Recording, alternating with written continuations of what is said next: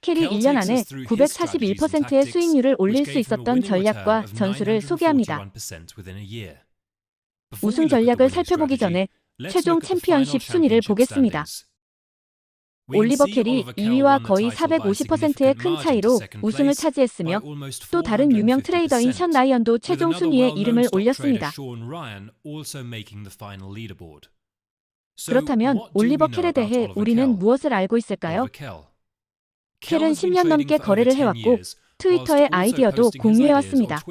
우승 이후 그의 팔로워는 계속 늘고 있습니다. 켈의 아버지는 태평양 증권거래소에서 일했기 때문에 어릴 때부터 시장 지식을 쌓으며 자랐습니다. 켈은 나중에 60대 1에 맞은 계좌를 제공하는 회사에서 거래했지만 그 방식과 수익 모두 그에게 맞지 않았습니다. 다른 아이디어를 시도하고 시장을 철저히 연구했지만 자신에게 맞는 전략을 찾지 못했습니다. 그리고 이렇게 말했습니다. 아무리 공부해도 거래에 꼭 필요한 통제된 위험이라는 개념을 받아들이기 어려웠습니다. 시간이 지나면서 켈은 계속 공부하고 전략을 시장에 적용했고 결국 꾸준한 수익과 계좌 성장으로 이어졌습니다. 켈은 자신의 성공을 윌리엄 오닐의 주식으로 돈 벌기 책 덕분이라고 말합니다. 사실 켈은 이 책의 방법들이 자신의 전략의 기본이 되었고 이를 바탕으로 우승 전략을 만들었다고 말합니다. 전직 미식 축구 쿼터백이었던 그는 확고한 경쟁심과 끈기를 가졌으며 자신의 방법을 완성하기 전까지 6년 동안 수익을 내지 못했다고 말했습니다. 켈은 투자 운용사인 켈 캐피탈 LLC의 설립자이기도 합니다. 그의 위상, 최근 성공, 그리고 새로 얻은 명성에도 불구하고 켈은 그의 접근 방식이 간단하고 이해하기 쉬우며 노력만 한다면 누구나 배울 수 있다고 말합니다. 그럼 이제 그의 전략을 살펴보겠습니다. 켈은 말합니다. 나는 중기 추세 추종자이자 스윙 트레이더라고 생각합니다.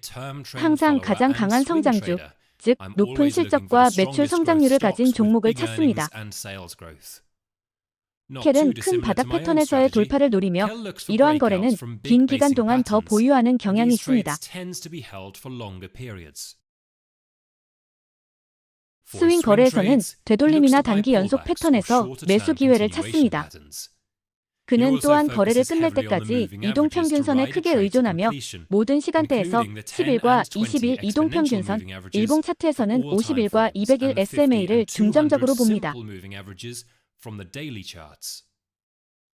켈은 5분 차트에서 월간 차트까지 여러 시간대를 함께 활용합니다. 모든 것을 종합하여 챔피언십 동안 켈의 거래 몇 가지를 살펴보겠습니다. 테슬라는 켈의 최고 수익 종목 중 하나였습니다. 그는 자신의 생각 과정을 설명하며 정확한 세부 사항은 공개하지 않지만 가이드를 제공합니다. 이 첫 번째 테슬라 차트는 세 단계 중 첫 번째 단계로 켈이 말하는 가격 움직임의 프랙탈 특성을 보여줍니다. A 지점은 급등 후 급락 구간으로 10일 이동 평균에서 크게 벗어나면서 윗꼬리형 패턴을 완성했습니다. B와 C 지점에서는 10일, 20일 이동 평균선을 뚫는 큰 매도 캔들이 나타났고 이전 급등 후 가격 반전을 확인시켜 주었습니다. D 지점은 주간 차트와 200일 단순 이동 평균선의 지지를 받아 추세 전환 가능성을 보여줍니다.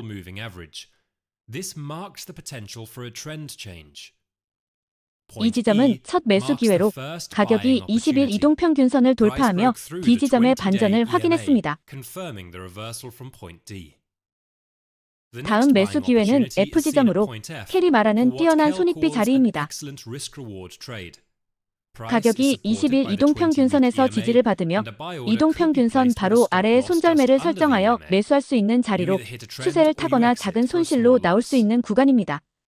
C 지점은 다음 핵심 구간으로 10일, 20일 이동평균선의 지지와 저항선에 의해 가격이 눌리는 구간입니다. 켈은 이 차트 구조가 자신이 자주 거래하는 컵앤핸들 패턴을 닮았다고 말합니다. 핸들 구간을 돌파하며 저항선을 넘은 순간 켈은 두 번째 단계로 진입했습니다.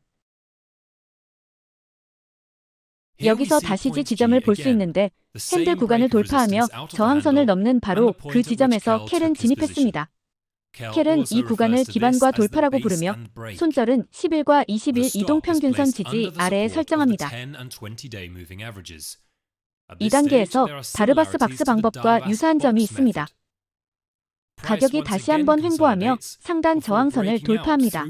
이때 포지션을 추가하고 손절 위치를 이동평균선 아래로 옮길 수 있습니다. 가격이 결국 10일 이동평균선에서 멀리 떨어지며 반전했고 거래량도 함께 증가했습니다. 이는 또 다른 급등 후 급락을 확인시켜주며 첫 번째 저항 구간이 됩니다. 단기 트레이더인 켈은 이 구간을 매도 시점으로 보지만 장기 트레이더에게는 기대를 조정하고 새로운 횡보 구간이 올 가능성을 받아들이는 구간이라고 말합니다. K 지점은 켈이 주목하는 구간으로 채널 돌파와 횡보 구간이 겹쳐 포지션을 잡기 좋은 지점입니다. 다시 한번 이동평균선이 캔들을 지지해주어 손절 자리로도 좋은 위치입니다. 켈은 L 지점에서 이동평균선에서 크게 멀어지고 거래량도 많은 매도세가 나타나자 매도했습니다. 좋습니다. 이제 3단계를 살펴보겠습니다. 켈은 M 지점에서 또 다른 기반과 돌파 구간을 찾았습니다. 10일, 20일 이동평균선과 지지하는 일간 횡보 구간을 돌파하며 합리적이고 타이트한 손절매의 근거가 되었습니다. 이번에는 가격이 이전 저항선을 넘지 못하고 반전하며 손절 구간까지 닿아 손실이 발생했습니다. 이 시점에서 인내가 핵심입니다. 켈은 가격이 저항선에 가까워질 때까지 기다리며 돌파를 노렸고 결국 거래량과 함께 저항선을 돌파해 새 포지션을 잡았습니다. P 지점은 급등 후 급락 구간으로 보이지만 켈은 이 캔들이 돌파 지점에서 너무 이르다며 이번에는 매도 신호로 보지 않았습니다. Q 지점은 이동평균선 저항이 나타난 구간으로 손절 위치를 올리거나 포지션을 추가하기 좋은 지점입니다. R 지점에서는 돌파에 실패했지만 며칠 후 두 번째 시도가 성공합니다. S 지점은 10일 이동평균선에서 크게 떨어진 급등 구간으로 수익 실현하기 좋은 지점입니다. U 지점은 큰 매도 캔들이 10일과 20일 이동평균선을 하향 돌파하며 상승 추세의 끝을 확인시켜줍니다. 켈이 언급하는 또 다른 흥미로운 종목은 트레이드 데스크입니다. 2020년 3월 팬데믹이 주가에 미친 영향을 볼 수 있습니다. 가격이 하락했다가 반전 후 되돌림을 거치며 이중 바닥을 만들었습니다. 가격이 다시 반전했고 10일 이동평균선과 20일 이동평균선 위로 다시 교차했습니다. 6일간의 횡보와 10일 이동평균선의 지지, 그리고 결국 상단 돌파가 이루어졌고 이 구간이 매수 지점이 될 수 있었습니다. 다음으로 컵앤 핸들 패턴이 완성되는 모습으로 가격은 핸들 구간에서 횡보하다가 강한 양봉 캔들로 마감하며 돌파했고 또 하나의 좋은 매수 기회였습니다.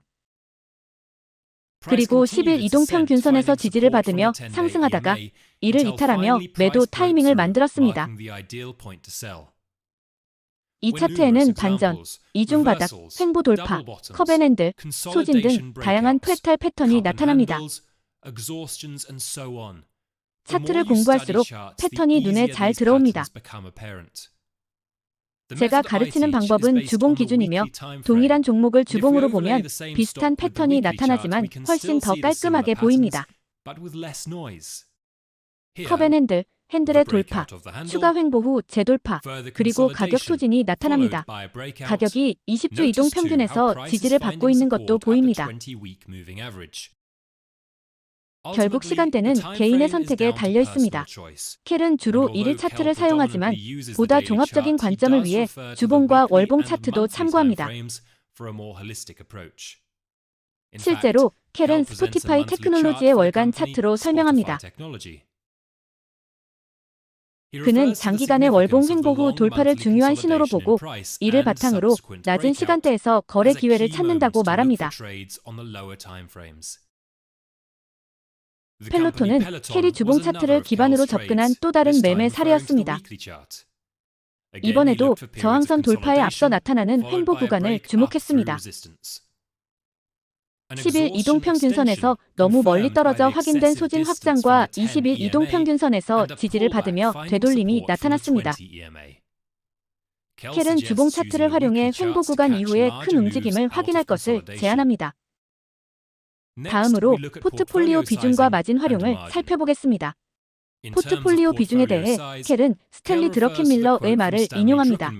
모든 달걀을 한 바구니에 담고 그 바구니를 주의 깊게 지켜보세요. 보통 켈은 8에서 12개의 종목에 투자하며 전액 투자 시 포지션 비중은 다음과 같이 나뉩니다.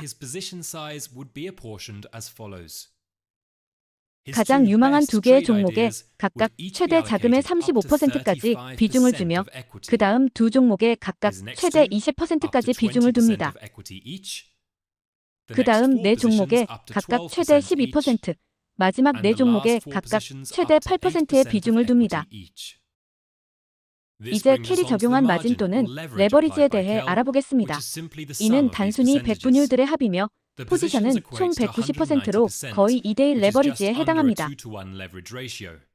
즉, 1만 달러 계좌로 거의 2만 달러 상당의 주식을 운용할 수 있다는 뜻으로 그의 전략을 고려할 때 합리적인 접근 방식입니다. 켈이 마지막에 다윗이 골리앗을 이길 수 있다고 비유한 표현이 마음에 듭니다. 만약 다윗이 개인 투자자이고 골리앗이 기관 투자자라면 다윗은 유연성과 유동성이라는 장점이 있다는 것을 이해해야 합니다. 즉, 빠르게 거래할 수 있다는 뜻입니다.